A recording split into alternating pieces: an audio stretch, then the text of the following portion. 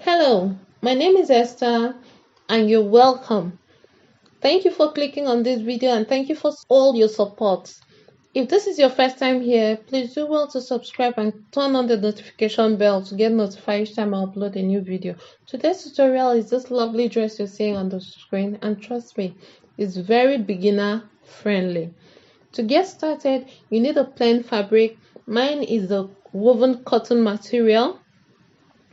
And you also need a print fabric. You can use any print of your choice.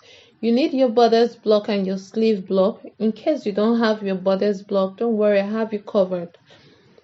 The measurements you need is on the screen. You need your shoulder armhole, bust measurement, your hip measurement, your dress measurements, and your sleeve length. In case your hip is not the widest part of your body, you need the widest part of your body measurement.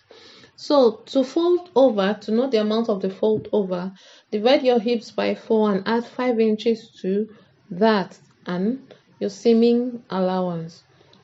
That's the amount of the fold over. So I'm going to be drafting my back first, the back piece of my dress first.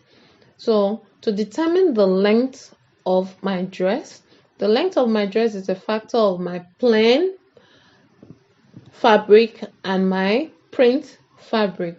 So the length, how much you want your print fabric to be, subtract that from the length of your dress and that will give you your print fabric.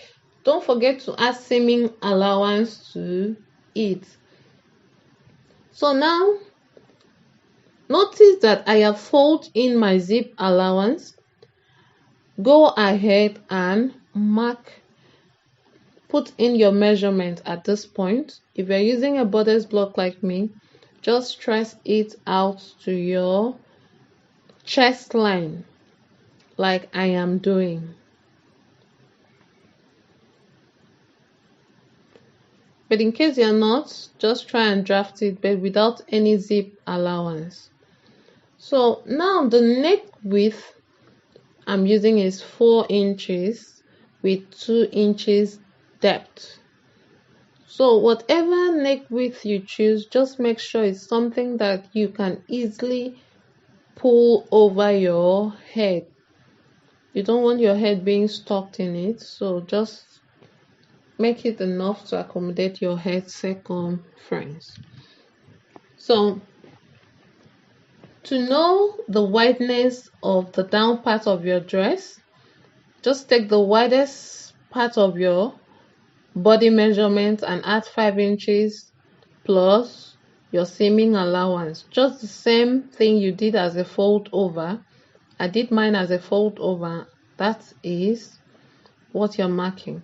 Now use the straight ruler, connect from your hem line to your chest line. As you have seen on the screen, you can see it's more like an airline dress. When you're done connecting, before I cut, let me explain the front.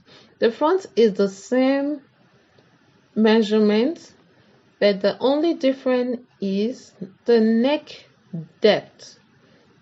The width of the neck is the same, but the depth will be different. So every other thing remains the same when it comes to the front. Notice that I have a seaming allowance in my block, so here I have my seaming allowance already in this space. So time to cut it out. I am going to cut it out. Sorry, my camera just keeps playing around with colors, but at least you get the point. So I am going to do the same measurements for my front, but like I said, the difference between the front and the back is the neck depth, not even the neck width. The neck width is 4 inches, but the depth is 4 inches too. But I decided to use 5 inches later because someone might be interested in this dress, and 4 inches won't do it for her. So here my front and back dress piece is ready. The next thing I will do is to put it away, then work on my sleeve. I've cut out my sleeve using my sleeve block. In case you need a detailed tutorial on how to draft a sleeve block, the link will be in the description box. So the next will be, I'll open up my dress. You can take the measurement of the wideness of your dress hem, your hemline, multiply that by 2 inches or 3 inches, however full you want the lower part to be. Mine, I want to pleat it, so I mark my seaming allowance first out, then I am marking 2 inches after my seaming allowance. I am going to pleat in a particular direction. I want both the pleats for the back and front to be in one direction, like you've seen. So I am just marking 2 inches in between. You can decide to gather yours or pleat however you want yours. It's the same result, almost the same result at the end of the day, but I prefer to pleat. Our pleat print is ready, the sleeve ready, and our dress. It's time to do some modification before sewing. So here my front and back dress piece is placed on fold and on top of each other. I'm arranging it to remove any wrinkles. On the hemline, I'm going up 1.5 inches. I'll use a curve ruler. You can use whatever curve ruler you choose and curve that out. Blend it to your hemline. So I'm going to cut this out. See, the hemline has a better shape. So I don't want to throw the leftover. You can use your leftover to make pockets. So here the opening of the pocket is 7 inches.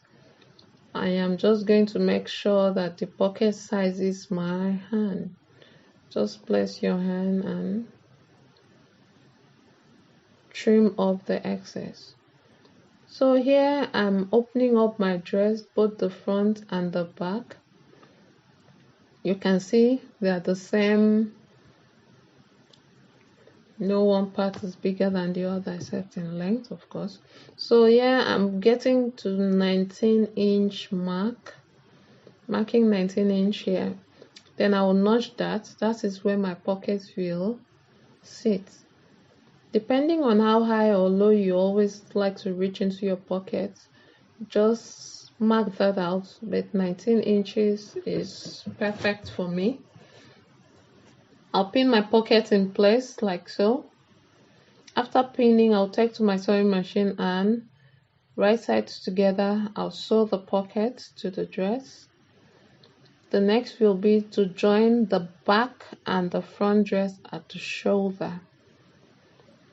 The sleeve, I'll fold on my seaming allowance, then I'll sew. I'll do that for the second sleeve, for both sleeves. My sleeves are ready. Then now my shoulder also sewn together. My dress is attached together at the shoulder. Now, assuming you had notched your sleeve, right sides together,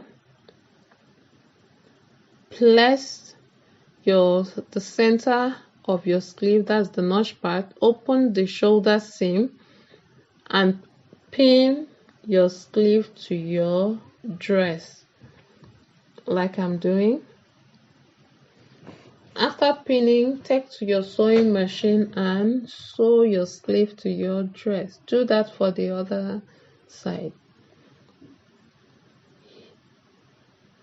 Here my Sleeves are attached to my dress, the pockets too ready.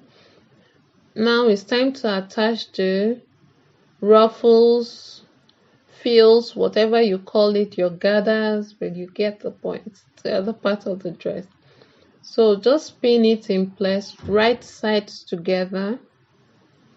Take to your sewing machine and sew. Do that for the other side. After sewing, hem the neckline. You can either roll it over or use a bias step to finish the neckline. Whatever you choose, it's up to you. Now the neckline finished, it's time to join this dress by the side. So sew the side of your dress. When you get to the pocket, go in, sew and continue. Do same for the other side, just sew straight if you don't have a pocket.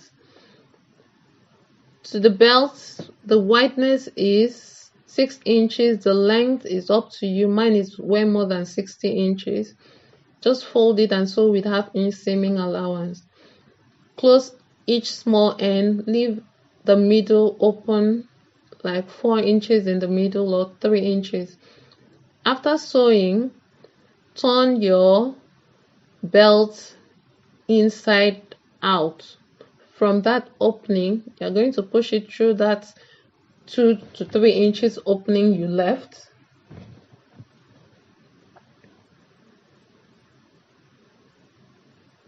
So here,